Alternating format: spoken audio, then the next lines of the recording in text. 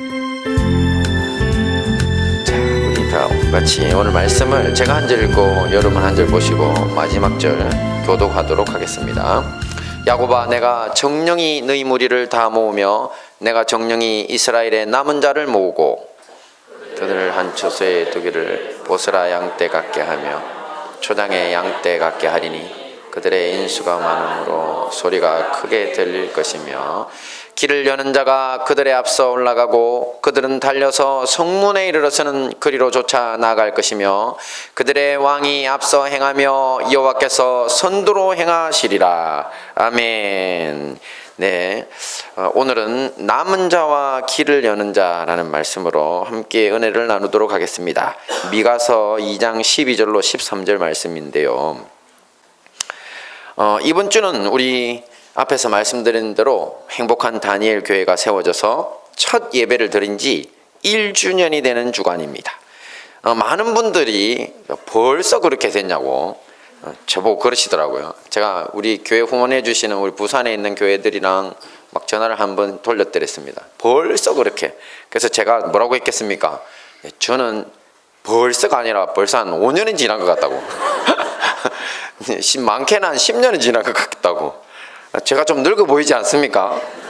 네, 아니라고요. 할렐루야. 네, 감사합니다. 네, 저희 심정적인 연소와는 전혀 상관없이 이 짧은 기간에 이렇게 많은 형제자매님들이 모여 동고동락하면서 하나님 나라를 섬기게 하심은 주님의 큰 축복이라고 할 수 있습니다. 네, 그리고 우리에게 이런 큰 복을 주신 데에는 주님의 큰 뜻이 있음도 아셔야 합니다. 제가 하나님의 뜻은 일마다 때마다 우리 신앙인들에게 주시는 말씀 속에서 드러난다고 말씀을 드렸는데요. 제가 작년에 중앙교회 사임 이후를 놓고 11월경입니다. 11월경 제가 기도를 했습니다. 저는 고향인 부산에 제일 돌아가고 싶었고요. 그게 1번. 그 다음에 다른 교회로 청빙돼서 가는 것 2번. 제일 하기 싫은 것이 뭐다? 네, 교회겠죠. 네, 그래서 이렇게 3번 딱 내려놓고 주님께 뜻을 구해서 기도하고 있었습니다. 근데 사실 기도가 좀 오래 걸리거든요, 응답이. 근데 주님이 며칠도 안 돼서 제 기억으로 한 3, 4일 바로 응답이 왔습니다. 교회를 개척해라. 그러면서 사람들 보내주겠다. 그리고 돈 걱정하지 마라. 네, 할렐루야.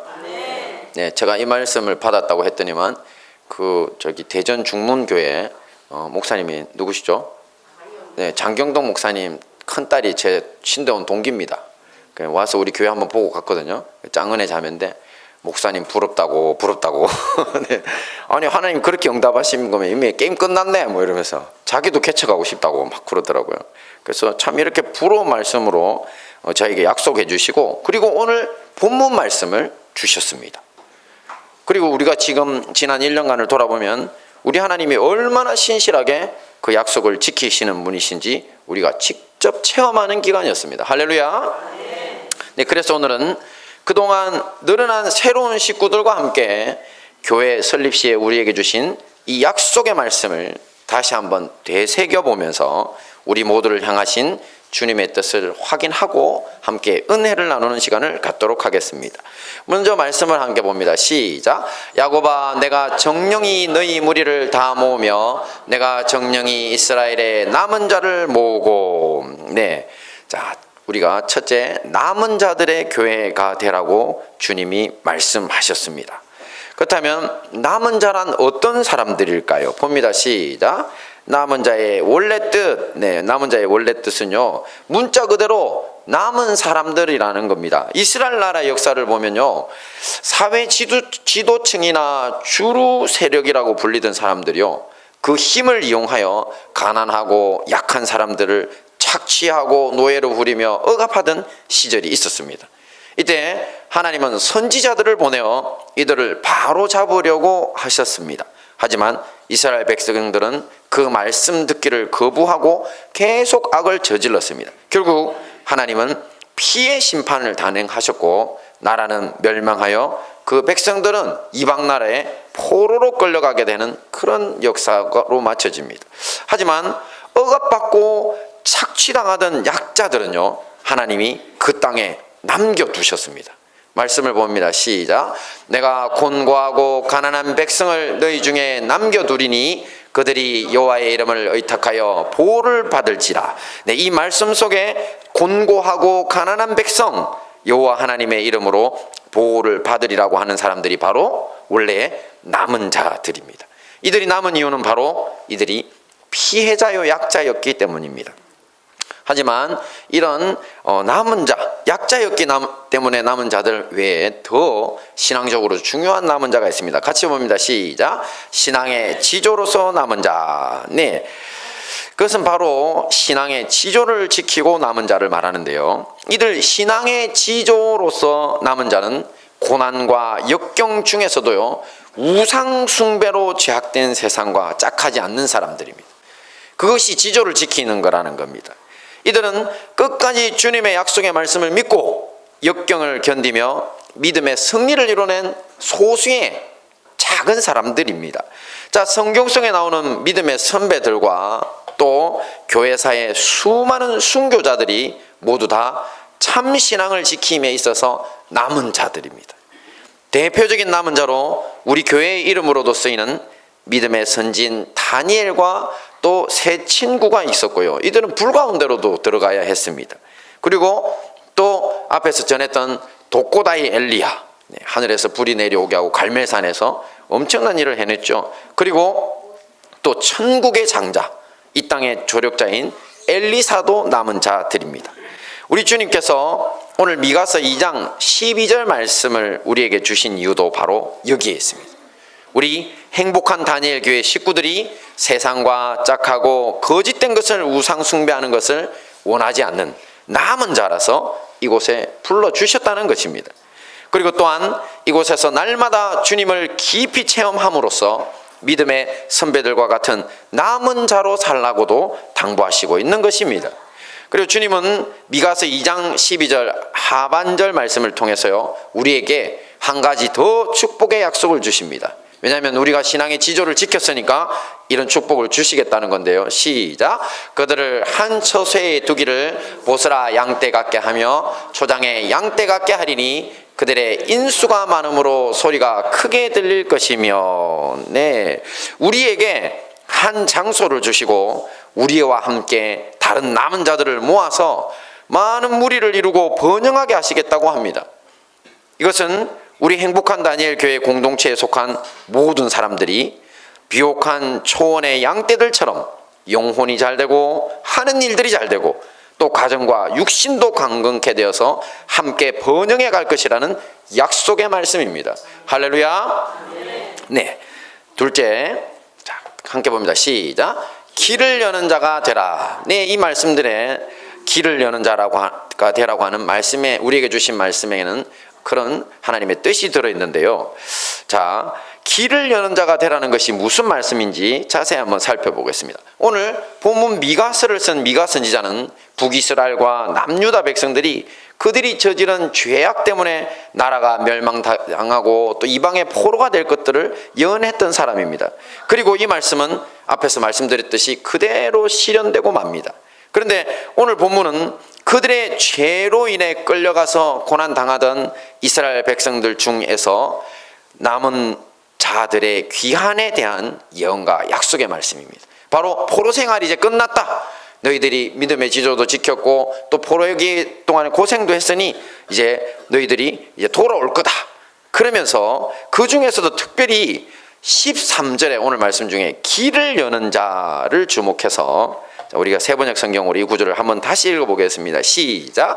길을 여는 자가 그들 앞서 올라가고 그들은 성문들을 부수고 바깥으로 나갈 것이다. 네, 사실 앞에서 우리가 처음에 읽었던 개역 성경은요, 길을 여는 자가 먼저 올라가고 그러면서 성문에 이르러서는 그리로 쫓아 나갈 것이라고만 했습니다. 부순다는 내용이 없습니다. 하지만 세번역 성경은 성문을 부수고 길을 여는 자가 바깥으로 나아갈 것이라고 구체적으로 쓰고 있습니다. 그래서 영어 성경판인 킹제임스 버전을 제가 한번 찾아봤더니만요, 길을 여는 자는 더 브레이커라고 했습니다. 여러분 자동차에 브레이크 달려있죠? 네, 그거는 왜냐하면 차가 달리는 속도를 부순다는 뜻입니다. 브레이크는. 네, 그리고 노래 중에 하트 브레이크라는 게 있습니다. 뭐냐면 내 가슴을 부숴놓는 사람이라고.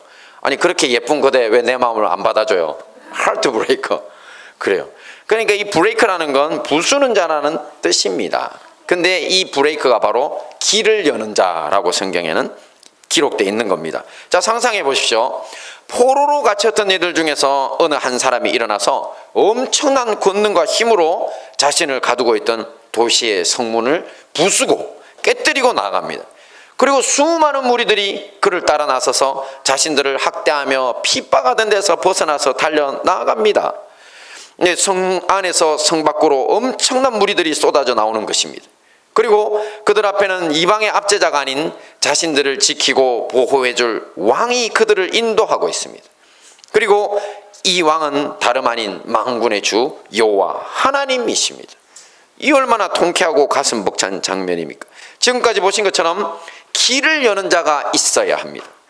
그가 먼저 올라가야 하고 그가 먼저 부숴줘야지 백성들이 그 문을 함께 부수며 달려나갈 수 있습니다.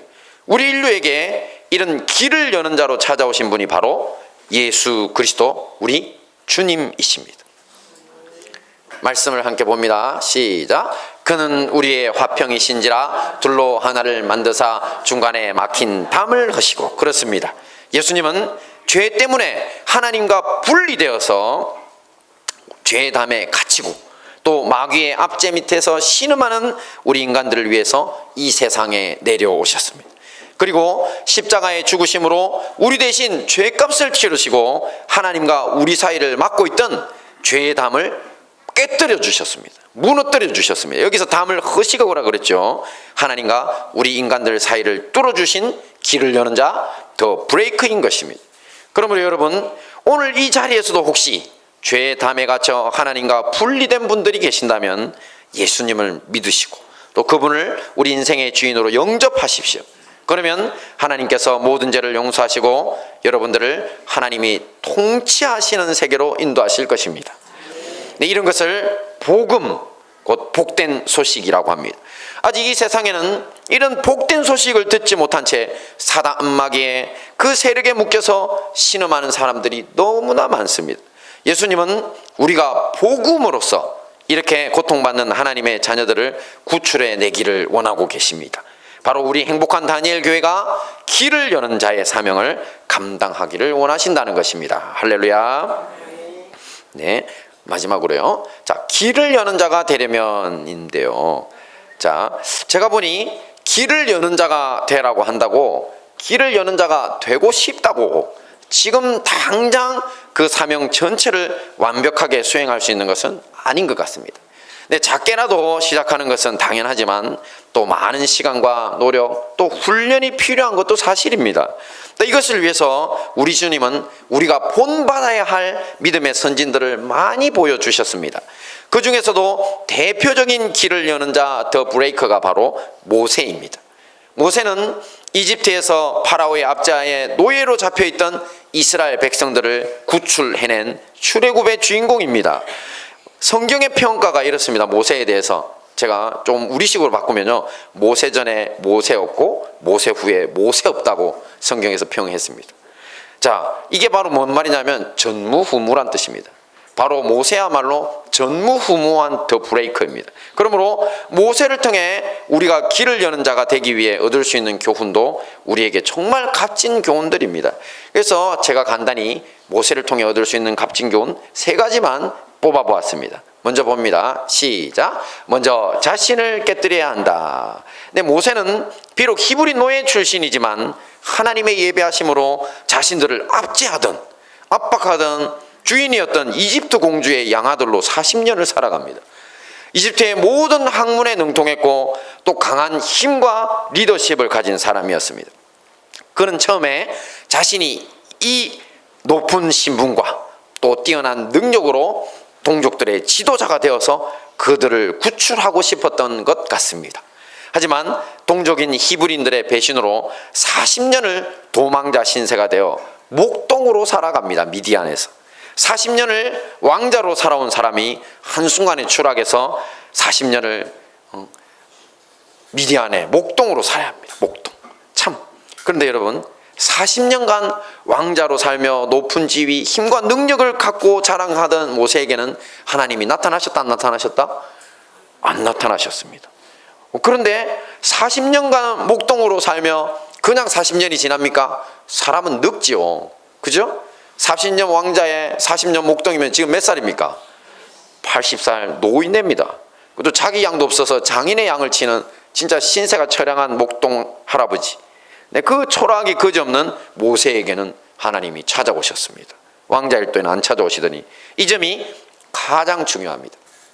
이것을 통해 바로 하나님이 쓰시는 리더와 세상이 사용하는 리더 사이에 근본 차이가 있다는 것을 우리가 알 수 있기 때문입니다. 세상은 힘세고 용감하고 잘생기고 똑똑하고 유능한 리더를 원합니다. 아마 우리 부모로서 우리 대부분이 원하는 우리 자녀들의 모습일 것입니다.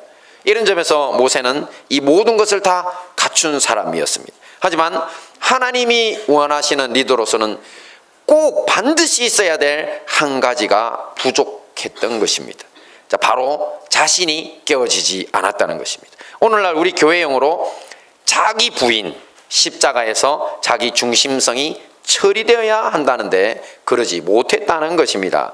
이런 사람은 아무리 힘세고 용감하고 잘생기고 똑똑하고 해도 하나님이 쓸 수 있는 사람이다, 없는 사람이다? 없습니다. 왜냐하면 이렇게 하나님의 권능이 임해서 이렇게 근본만 든 사람에게 임하시면요, 그는 점점 이 모든 성취가 자신의 능력이냐, 하나님보다 자신을 더 높이게 됩니다. 그러면서 결국 교만해져서 마귀와 같이 되기 때문입니다.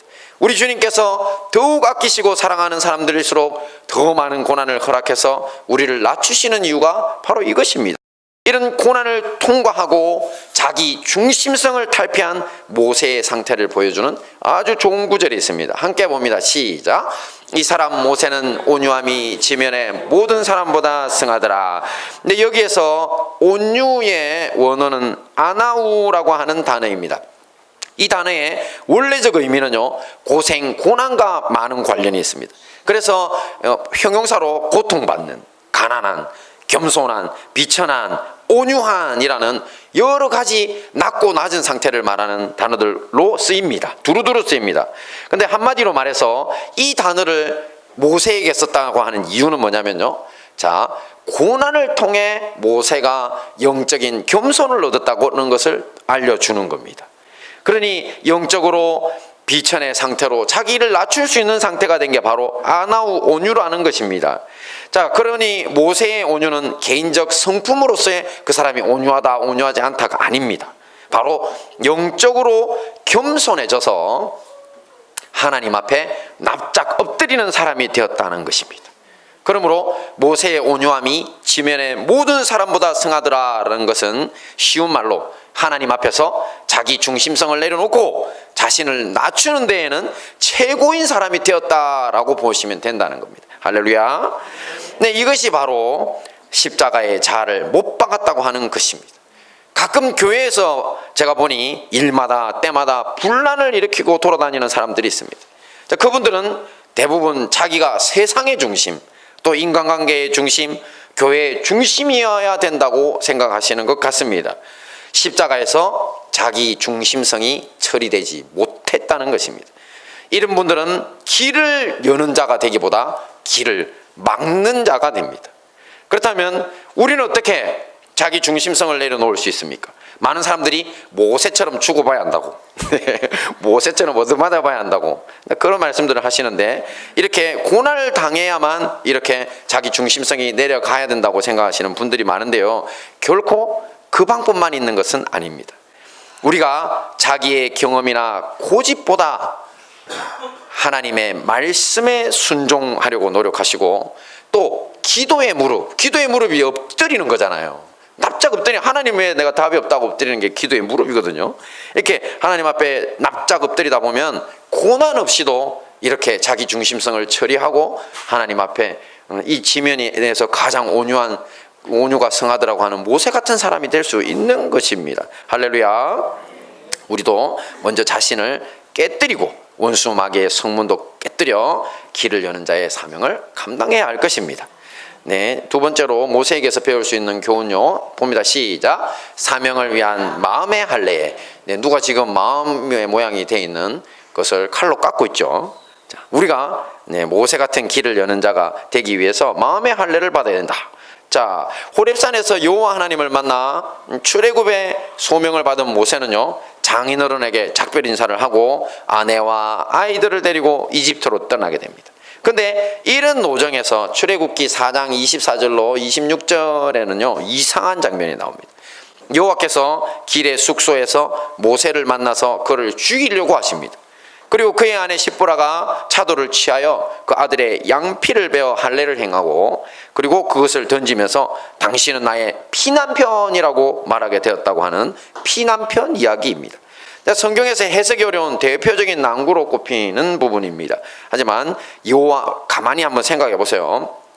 여호와 하나님께서 참 일하라고 이집트로 보낸 거는 뭐고 그 다음 또 길에서 잡아 죽이시려고 하는 건 도대체 뭐야, 그죠? 이렇게 한번 생각이 들죠. 근데 시간을 한번 거슬러서 가만 보면요, 성경 앞을 보시면, 자, 모세는 이집트로 돌아가서 너희 민족을 구원해라 이렇게 말씀하신 하나님께 계속 저항합니다. 무슨 이야기를 하느냐면 보낼 만한 자를 보내소서 이렇게 말했다가 하나님 앞에 죽을 뻔했습니다. 하나님 되게 화를 내십니다. 분을 발하시고 이렇게 뭐 이런 놈이 다 있나 이런 표현입니다. 네, 그러니까 화를 하나님 그렇게 내실 만큼 모세는 그야말로 마지못해서 이 일을 시작했습니다. 그러니 마음에 전혀 준비가 없었던 것입니다. 이런 모세의 마음 상태를 뭐라고 부른다? 마음에 할례가 있다 없다? 없다. 그렇게 말하는 겁니다. 구약의 할례는 남자들의 몸에 하나님께서 선택한 민족이라는 약속의 표징으로 행하게 하신 것입니다. 하지만 단순한 선민의 표징보다 더 깊은 영적 의미를 지니고 있습니다. 함께 봅니다. 시작. 유다인과 예루살렘 거민들아, 너희는 스스로 할례를 행하여 너희 마음 가죽을 베고 나 여호와께 속해라. 뭐를 베라고요? 마음 가죽. 그렇습니다. 육신의 할례보다 마음의 할례가 더 중요하다는 겁니다. 그러므로 진정한 할례라는 건 그 마음이 온전히 여호와 하나님께 연합되고 그 사명 앞에 머리 숙이는 것을 말합니다. 하나님의 뜻을 받아들이는 겁니다. 이것이 바로 영적인 할례입니다. 그런데 모세는 처음에 소명에 대한 영적인 할례가 없었기에 오늘 이야기가 바로 그것이 필요하다는 것을 이렇게 은유적으로 보여주고 있다고 보시면 됩니다. 그러므로 길을 여는 자로 소명받은 우리 행복한 다니엘 교회 식구들은요, 저마다의 소명에 대해 뭐를 행해야 된다고요? 마음에 할례를 행하셔야 합니다. 그저 마지못해서 일을 하는 사람들은 아무도 없어야 한다는 것입니다. 자, 마지막입니다. 봅니다. 시작. 성령 충만 예수님의 마음입니다. 모세를 통해 우리가 얻을 수 있는 마지막 교훈은요, 우리도 모세처럼 성령 충만해야 길을 여는 자의 사명을 감당할 수 있다는 것입니다. 성령 충만을 어떻게 정의할 수 있습니까? 자, 하나님의 권능으로 가득 차서요, 손만 대면 그냥 아픈 사람 다 낫고 또 죽은 사람도 벌떡벌떡 일어나고 또 바다에 손을 내밀었는데 바다가 갈라집니다. 야, 이런 것은 성령 충만의 한 현상일 수는 있어도요, 성령 충만 그 자체는 아닙니다.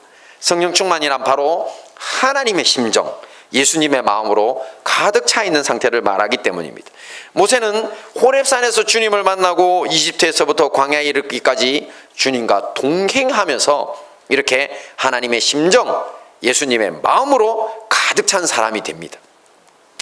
2주 전에 제가 열등감에서 주신감으로라는 말씀을 전하면서 가데스 바네아 반역 사건에 대해서 전했는데 아마 기억이 나실 겁니다.